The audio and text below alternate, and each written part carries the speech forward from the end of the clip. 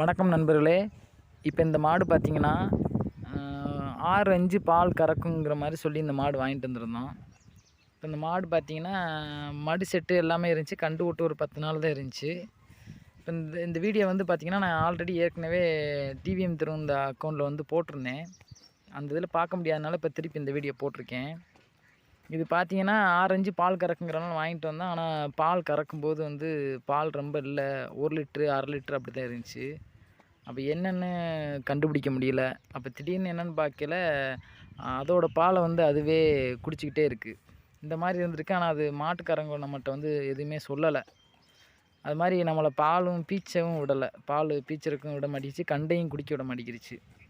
எல்லா பாலையுமே அதுவே குடிச்சிருது. அதனால் நமக்கு வந்து இந்த மாடு வந்து ரொம்ப இழப்பு தான். 40 ரூபாய்க்கு வாங்கிட்டு வந்த மாடு கடைசி வெறும் சந்தையில் வெறும் 20 ரூபாய்க்கு தான் விற்றுச்சு. நமக்கு ரொம்ப இழப்பாயிரும். அந்த மாதிரி பார்த்து வாங்குங்க ஃப்ரெண்ட்ஸ்.